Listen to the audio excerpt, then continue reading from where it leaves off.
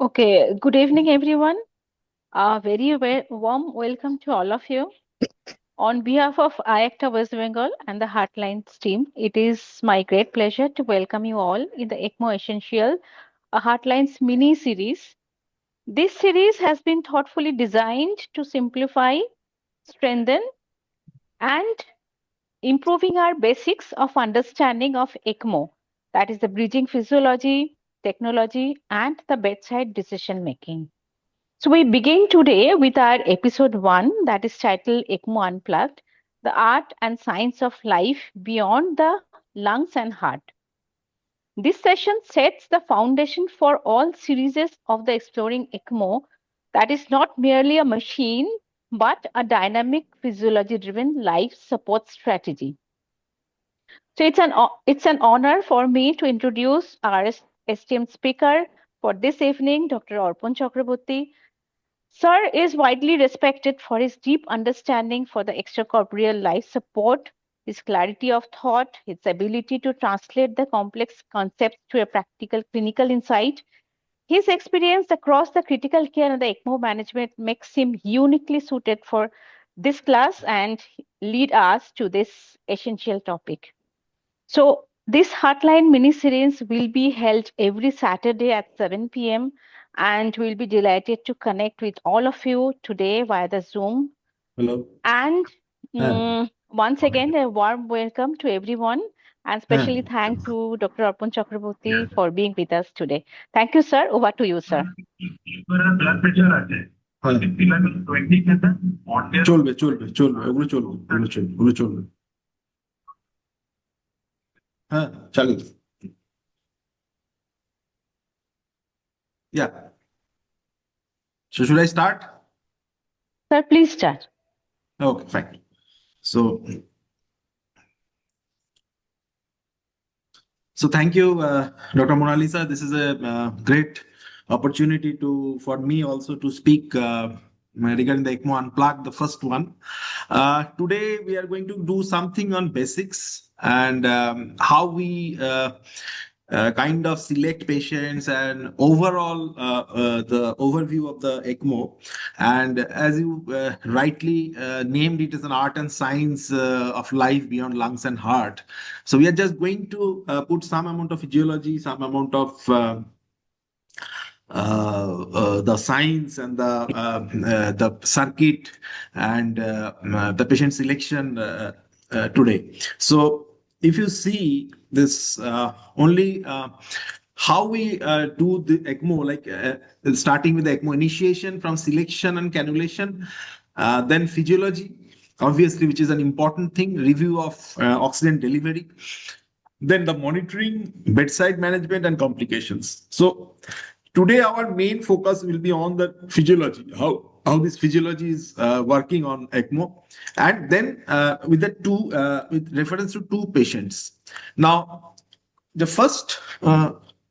The slide will depict what is ECMO, and we know all what we do through ECMO. It's an oxygen delivery system and carbon dioxide removal system, which is placed outside the body and trying to help your lung and heart. It's a pump driven flow. As we are all cardiac anesthetists, we know what is a centrifugal pump and what is a roller pump. So here it is the centrifugal pump is used. There is a venous drainage system and there is a blood return system, that is the venous. It's a venous through venous. If it is venous to venous, it is VV. If it is venous to arterial, it is VA. So four things are happening. It is the venous drainage, then it's a pump driven flow, then it's a gas exchange, and then the red blood is going inside. So it's a complete circle which is happening outside your body. Now, if I take a patient or first patient, which is obese, pre-diabetes, admitted last night with acute respiratory failure, intubated, paralyzed on low dose of pressures, and found to be an H1N1 uh, ARDS, and the pH is obviously low, PCO2 66, PO2 of 52, saturation is hovering around 70 to 80, and bicarb is 90. With this ventilatory setting, with a very low tidal volume of 210, with a PEEP of 14, respiratory rate of 32, and its peak inspiratory pressure is hovering to 40. So it's a complete ARDS kind of situation, and probably a viral pneumonia is ensuing. Now, what are we going to do with this kind of patients when the ventilator is failing? So obviously, we prone the patient, and the proning has not been favorable. Next, the current situation depict that it's a significant hypercapnia and hypoxia affecting the DO2, the delivery of the oxygen as an end organ function, even on maximal ventilatory setting. So the questions come here that the next option is ECMO. Does she meet the criteria? When is the right time to cannulate, and what is the likelihood of recovery with this kind of situations? And if I search the questions, the possibility of cannulating her, then the indications of the ECMO in severe ARDS comes. There is any severe hypoxia, PF ratio of less than 80, with a high level of P between 15 to 20 for 6 hours is a candidature for ECMO. So our patient is actually a candidate for ECMO. Uncompensated hypercapnia, when pH is less than 7.15 with a CO2 mounting up, is a candidature for ECMO. And if the high, you are not able to come down on the inspiratory pressure, that is a candidature for ECMO. So these three are there with some relative contraindications that we are going to discuss in subsequent talks. When this high pressure ventilation more than 7 days, high FiO2 requirement for more than 7 days, limited vascular access, and any condition of multi-organ dysfunction. These are all very relative things. We have done a lot of ECMOs more than 7 days during COVID, and this is no more a contraindication for this. Multi-organ dysfunction was obviously a sure shot contraindication, but it has been now told that the multi-organ dysfunction which you are thinking might come out if you supply oxygen at the tissues, these are no more a contraindication for ECMO. And if you have any absolute content, like you have cerebral bleeding inside, you cannot use anticoagulation, or kind of anatomic failures where you cannot cannulate the patient, so then there is a problem. So what I'm going to tell you in this patient is going to be a candidature for ECMO. So this specific gas exchange parameter is useful. 7 days of aggressive ventilation, which is again kind of, it's a red tape for an ECMO. And how definite are the content? These three questions we have to ask. So duration of ventilation, current gas exchange in the form of Murray score, and any contraindication is there or not. So if these three questions are answered, then you have to take the patient on ECMO. Now, general criteria is before cannulation, this disease has to be reversible. It has to be refractory to maximal conventional therapy. You have put the patient on ventilator, maximal ventilator settings, and you have proned also not improving. And there is a high risk of mortality. It has been told that when the patient is offered for ECMO, it is already the 80% of mortality is there on the same night, and then the ECMO is offered. So this is the general criteria. The reversibility should be there. Now, why there is 7 days of aggressive ventilation? So trajectory of illness is the most important factor. We are treating a bad ARDS with an acute thing is probably a good thing. But if we are doing a low, continuously going bad kind of lung and kind of ILDs and all these things, so probably they are not a very good candidate for your ECMO run. So this rescue therapy in ARDS comes where the ECMO is actually placed here at the last of the severe ARDS, when all this neuromuscular blockade, proning, HF, this high flow therapy, HFOV, and the ECOR is not going to help. Now,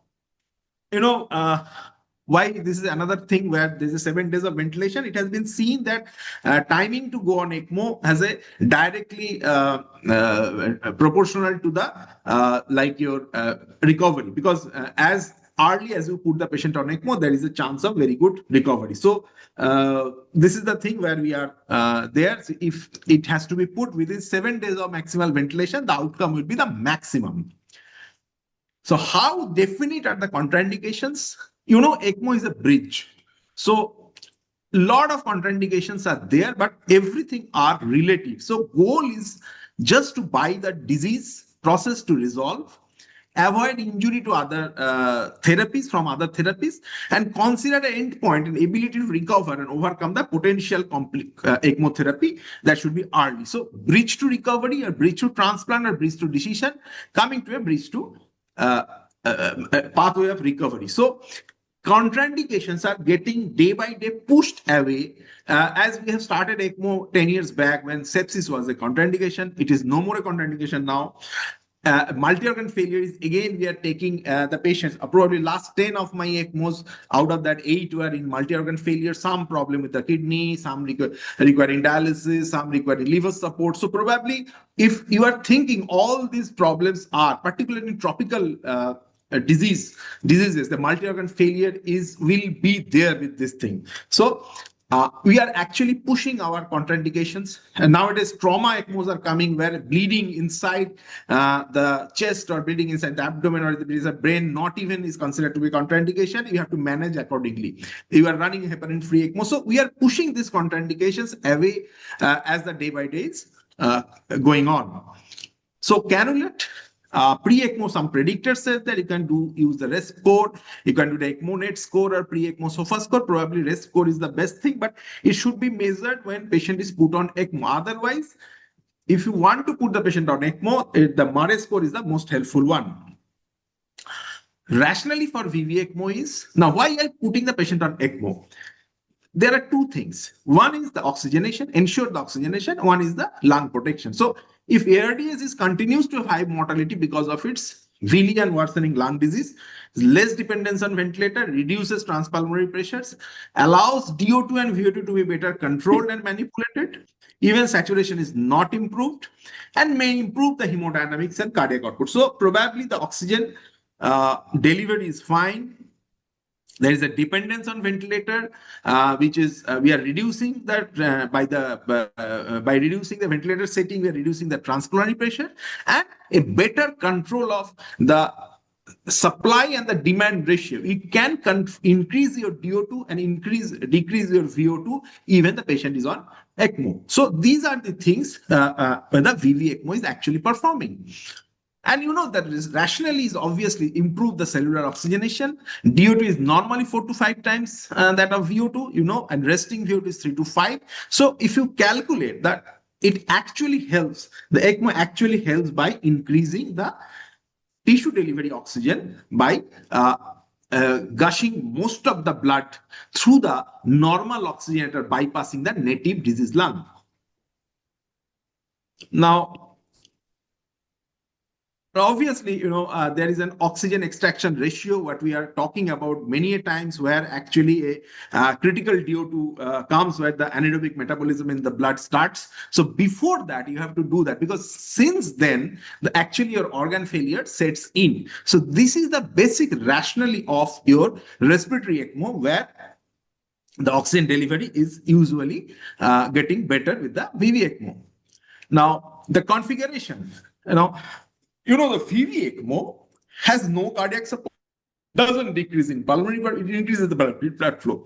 So it's a partial pulmonary support, and based on how much is your cardiac output and how much you are going to flow, giving the flow, actual oxygenation requires. And VV perfusate, it actually mixes with the mixed venous blood around the RA and the pulmonary artery, and just give how much oxygenation is actually reaching to the patients at the arterial level. So the more the ECMO with the native cardiac output flow ratio, the better is the chance of good oxygenation and better is the chance of oxygen delivery. So you have to increase your ECMO blood flow and you have to decrease your cardiac output demand, such that the patient having a very severe fever with 105, his cardiac output may be 15 liters. So if you are putting a 5 liter of flow, this 5 is to 15, this only 30% is going to be oxygenated. So and that is not accepted. So what are you going to do if you are giving a 5 liter of flow at that point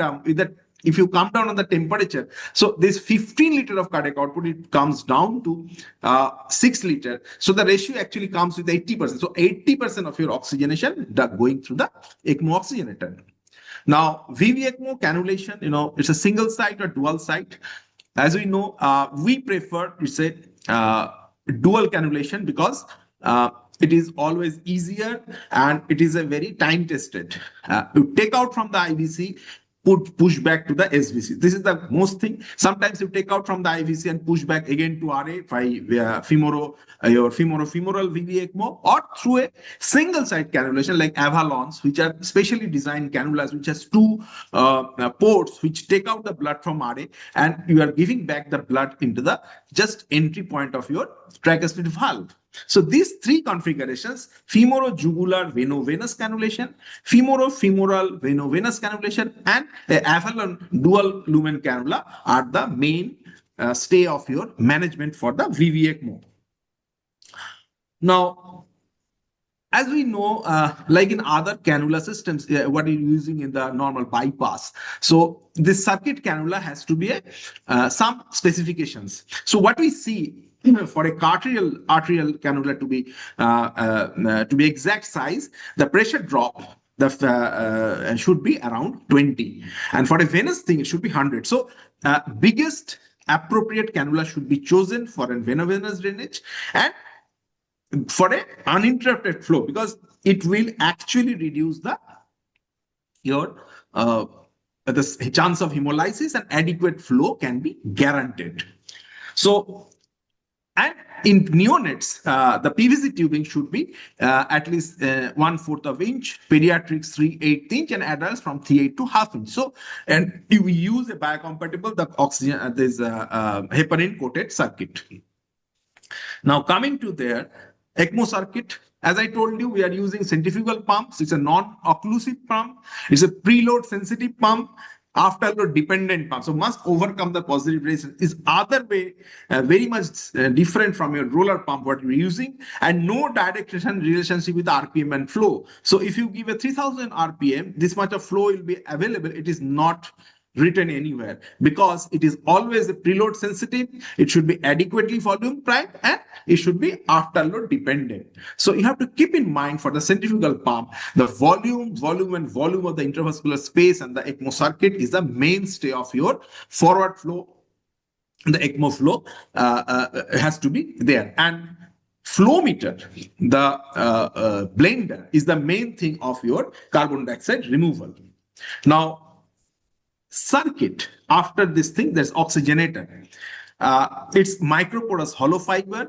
It's polymethyl pentene, gas inside fibers of blood on outsides. It's a low pressure drop across the membrane and very small rare spore sizes, very less chances of plasma leakage, and it has a high gas permeability, and it actually gives a very good rated flow. So if the RPM increases, the flow is going to increase only with the least amount of damage to the cells, as because the performance of this oxygenators is a PMP oxygenator which we are using on regular basis. The Quadrox is the best one, and it gives the maximum flow with the least rotation of the pump.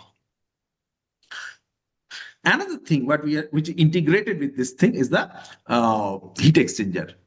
Integrated the hollow fiber, and if you see this hollow fiber integration. External water bath, warm blood, and bath usually set at 1 to 1.5 degree, about 37 degrees. So what this oxygenator is doing, it is, apart from gas exchange, it is also helping in the maintain the temperature, because when you are taking out the blood from the body, it is losing the temperature. So it should be maintained over there, and it is being done through an heat exchanger or the hemotherm, which is integrated in that oxygenator. Coming to the blender. So as we have seen, this blender is connected to the oxygenator. It mixes the air and the oxygen. Oxygen, it's a FiO2, we call it FdO2, fraction of delivered oxygen. Connects to the 32 psi, 30 to 70 psi. And air, which is in gas flow, is in sweep. It has two dials. So 0 to 10 is one, and 0 to 1 is one by smaller one. So blender has two portions, the oxygen, the FdO2, and the sweep gas. FDO2 is for increasing the FiO2 to the ECMO flow, and sweep is for the controlling your carbon dioxide. Now, same patient, we are coming, we have cannulated with the VV ECMO using FEM approach, and patient is sedated and paralyzed. Now, if you see this patient is having hypotensive, 78/50 on norepinephrine, the pH has improved from 7.29, PO2 is 59, saturation is 88, and lactate is 4.1. So what is happening even after giving oxygenation? So what are the problems? The hypotension, the lysine lactate, and the pH. So you have to be very much in trouble. What is happening even after oxygenation? Nothing is improving. So what we have seen, that patient might have been because you have ventilated well for longer days, there might be a barotrauma. So there is it has been noted there is a pneumothorax which is causing this hypotension. वो देखो So this कैसी खेल रही है hypotension has because of the pneumothorax. So you have to keep in mind this thing also can happen. So after putting ARDS patient on VV ECMO, it is not always sacrosanct. The saturation is going to improve, the hemodynamics is going to improve. It is not like that. So you have to be careful whether this interactions between the lung and the ECMO is adequate or not. And if you put a drain over there, so there are three things: a patient, ECMO patient interaction, patient ventilator interaction, and ECMO ventilator interaction. So gas exchange, the physical examination, and the flows, pressures, this ECMO thing, cannula tubing, the pump, the oxygenator has to be maintained. The CO, your cardiac output, your VO2, and your oxygen delivery, these three are interconnected with this thing. So same patient, again, what are you going to do is the DO2, we have improved the DO2 with that, and you can see the maximum oxygenation is happening here. It is the blood which is going through the membrane oxygenator, and this is the lung oxygenated blood. This is going through the native lung. So bad oxygenation.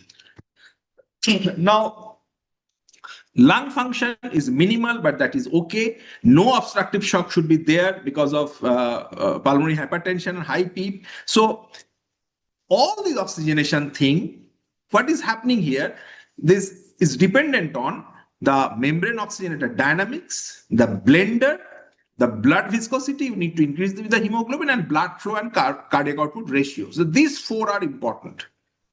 And there should not be any recirculation. Recirculation is a typical phenomena which happens when these cannulas are very much close by. If you are taking the blood out and oxygenating, you are pushing the red blood in the system. If your cannulas are close by, it will suck the red blood also. So you have to be careful, and we are doing this by just keeping a 10-centimeter gap at least, so that this recirculation doesn't happen. So these 5 points you have to keep in mind if you are not getting an adequate oxygenation in the ECMO running. Now, is the patient mechanically ventilated on VV ECMO? So I'm just keeping this patient here. So if I just go a few slides on ECMO in this physiology part. So this is another patient, 38-year-old male who has a admitted with ADHF, dilated heart, non-ischemic heart, end up with high vasopressor. So what are we going to do that? And there is a higher lactate, there is a low pH, and there is a low cardiac output scenario. So what are we going to do here? It's a VECMO. We are putting a VECMO just to bridge to recovery or bridge to transplant or a bridge to VAT. And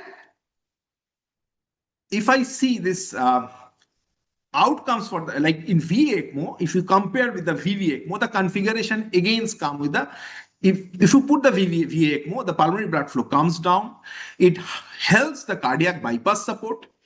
Total cardiac output is equal to native cardiac output plus extracorporeal blood flow, and arterial oxygenation dependent on the sample location. So whenever you are putting a femoral VECMO, the blood sample should be taken from the right hand, and a mixture of ECLS perfused and the natively oxygenated blood in the aorta, it happens. So probably this venous return is mixed with the native lung function, the ECMO flow over there, and outlet in a native cardiac output is there. So you can differentiate the VVECMO and the VECMO from this perspective, how actually the the oxygen delivery is happening in both the ECMOs. One is purely cardiac support, one is purely lung support. And with the VA ECMO, you can support your lung also if the actually increasing your your flow. So VA ECMO, again with the peripheral support, it's a non-physiological phenomena. So you are actually going retrograde. You are taking out the blood from IVC and pushing the blood in the femoral artery. And what is happening here? You can see the ratio of native cardiac output and the extracorporeal blood flow should be there. And this actually remembers how much oxygenation should be happening to this. And this is your cardiac output plus saturation is maintained by this lung oxygenated blood and membrane oxygenated blood with the membrane oxygenator FiO2 and membrane oxygen dynamics. Cardiac output is a plus with the native cardiac output and the extracorporeal blood flow. And hemoglobin is again another marker of this. So what are you doing in this cardiac shock? We are increasing with the inotropes, or we are going to hypoxia or acceptable saturation. What are you going to do the ventilator on VA ECMO? So probably this is after putting the patient on VA ECMO, the pressure is 69/64. You know the pulsatility is not there with the centrifugal pump, so we will not get it. LV distension can happen because you are pushing the blood towards the heart, and heart is the weak heart is again pumping against your arterial flow. So risk of LV thrombosis, pulmonary edema, LV failure is there. So what are you going to do? This patient, we are not stopping the inotropes. The question is what we do the inotropes. Even after putting the patient on ECMO, we don't stop the inotropes. We keep some amount of the pumping function of the heart so that the aortic valves remains open and LV thrombosis doesn't happen. So coming with our previous case, after putting the chest drain on ECMO, he's absolutely fine. The saturation is picking up and your pressure has, the pneumothorax has resolved and it is absolutely perfectly placed VV ECMO. It is there. Now, how much saturation is acceptable on VV ECMO? We call it 85%. It should be more than 85%. So if saturation is low, if your DO2 is inadequate, how can it be improved? By increasing the ECMO blood flow. That I have told you, if you can increase your blood viscosity by giving blood, you can increase your FDO2, increase your hemodynamics. This maximum the blood should go, deoxygenated blood should go to the membrane oxygenator, least should go to the your native lung. The recirculation should be minimum. So these are the things. Now, determinants and limitations of VV ECMO flow is effective. And RPM, the recirculation, as I told you, it has to be least. The cannula positioning has to be separate, at least 10 centimeters gap should be there. The venous chamber compliance is also important. The RA should be adequately filled. Low cardiac output. This is another thing where we see a lot of recirculation, probably in the RV failure. And RPM should be reduced when you are facing the recirculation. By this, you are actually reducing the oxygen demand of the body and increasing the oxygen your delivery to the tissues. Again, this cardiac the VA ECMO, again inotropes increase. As I told you, it's a retrograde pattern, so you have to keep your heart moving. So inotropes are maintained. Ventilatory requirement come down. Saturation is 80%. BP is 72/60. It has to be the pulse pressure should be more than 20. If not, it should be more than 10. Now, another thing happens on VA ECMO, it is the differential hypoxia. So on peripheral VA, why it happens? As I told you, it's a peripheral ECMO. So whenever this peripheral ECMO happens, if your lung, native lung, is not perfusing well or it is not getting oxygenated, the blood actually ejected by the heart is not very much oxygenated, and it is actually the base of the heart is not well oxygenated. In the base of the heart we get the coronaries and the cerebral vessels, so they are actually hypoxic and the lower body is very much hyperemic. So this blue and red differentiation is known as the differential hypoxia. So it has to be controlled, otherwise your coronaries are going to be less perfused and your brain is not well perfused. So this is the thing you have to keep in mind in case of peripheral VA ECMO. So just comparing VV, this is series and VA is parallel. So VV ECMO is a series ECMO and VA ECMO is always a parallel. Just keep this thing in your mind. Complications, consideration. We will come in the next few classes with the complications, weaning and all these things. But for a overall thing, the bleeding, hemolysis, thrombosis are the immediate things, the renal failure, the pharmaceutical issues, the neurocognitive, the limb perfusion for the VA, nursing care, and the team and the cost is to be consideration. I should not be a complication. The cost and the team should be adequate for the ECMO to run. So, final thoughts. It's a physiology to be complex. It cannot be taught in one class. It needs meticulous consideration of risks, potential of recovery. That is the most important thing. The patient should be a reversible disease. It's a resource intensive and costly and high volume center practice. So these are the things where we are actually promoting ECMO to have increase in numbers so that the outcome actually improves. And this slide is most important. The ECMO patient interaction, the patient ventilator interaction, and the ECMO ventilator interaction. These three things has to be there in the regard of cardiac output, the VO2, and the oxygen content of the blood. These three has an interplay how we are going to improving the outcome. So thank you for this is for the initiation of class. Just a few introduction to ECMO thing. We will discuss further things in another 2 classes. Over to you if any questions are left for me.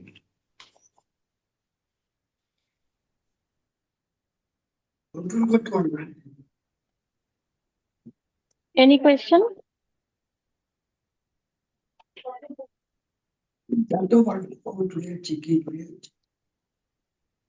I think we have done some introductory thing today. Okay, and we'll be discussing, as Mona Lisa, we have discussed these complications and how we do manage the ECMO during the patient. The second class will be on how we manage the patients on ECMO, the nitty-gritty of cannulation, followed by the management and the weaning. And next is these are the 2 classes will be there for us. This is a very, not say, introductory class. How do you decide the patients to put on ECMO?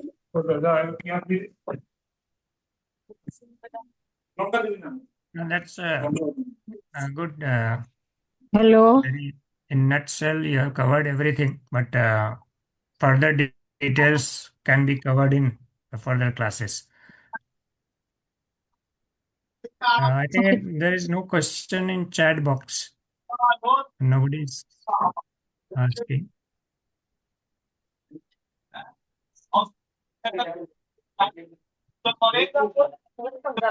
One thing, Dr. Arpan, you mentioned obstructive shock. Obstructive shock.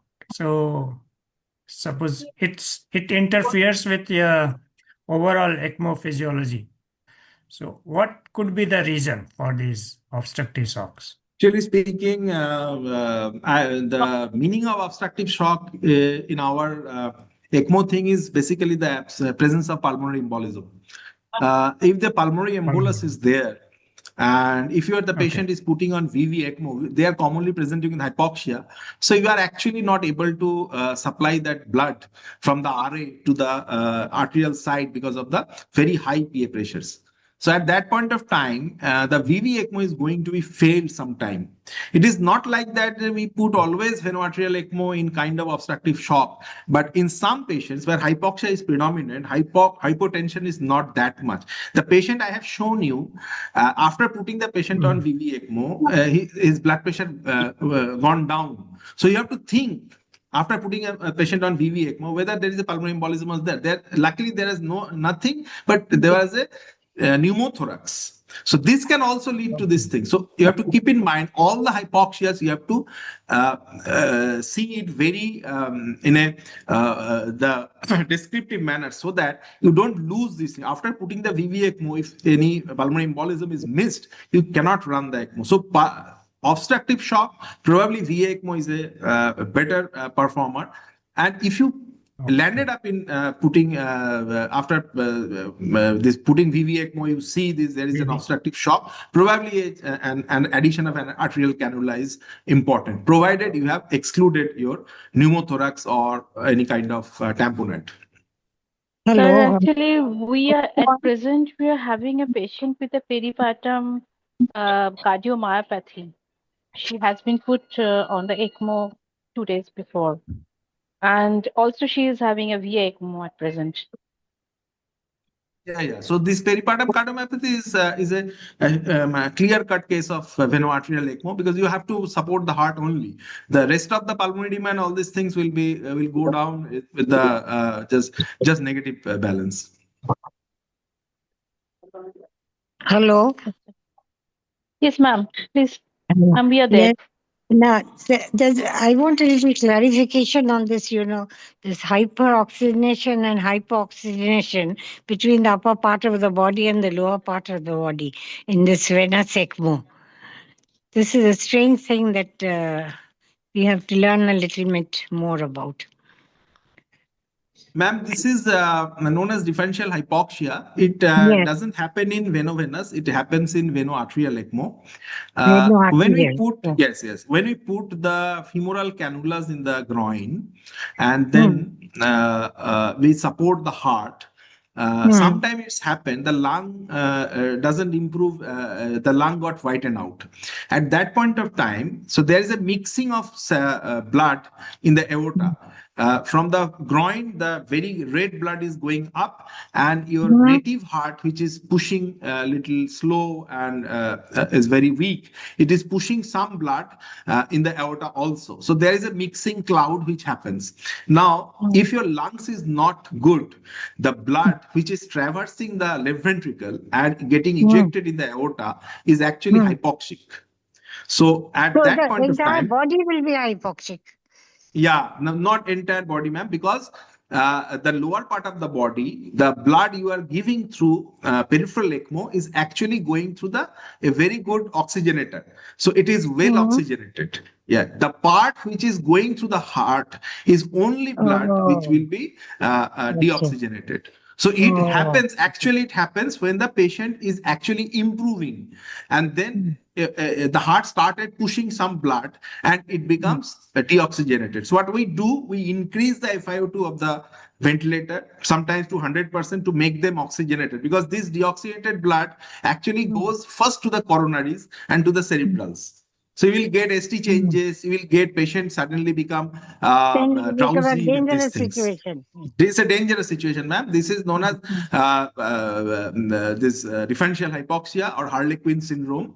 Harlequin is the Greek warrior whose brain was blue and the other things were red. So from there, actually, so this thing came. So we wait till your lung improves, and then we come out. Otherwise, you cannot come out. Thank you, Arpan. That is something very new that I learned ma'am. now This is in my a old very age. common. Thank you. Thank you. Thank you for your excellent deliberation. Thank you, ma'am. Thank you. Thank you. Thank you, ma'am. And if any other questions? Now, about the cost and things you will be discussing later. Yeah, I will be discussing the latter part. Just a physiology I have discussed today. Okay, we'll come with the cost and everything will later. Thank It's you. a series of classes. Thank you. Thank you. I have Dr. Arpan. Everyone. Okay. In this Harlequin syndrome, will the withdrawing of the femoral cannula a little bit down to the aorta, descending aorta help? The cannula is kept at the level of the femorals and the iliac only. It doesn't go up. No. It is a small cannula in the artery. It doesn't go up. Can we withdraw a little bit to avoid that Harlequin syndrome? No. It will not. Dr. Ayman, okay.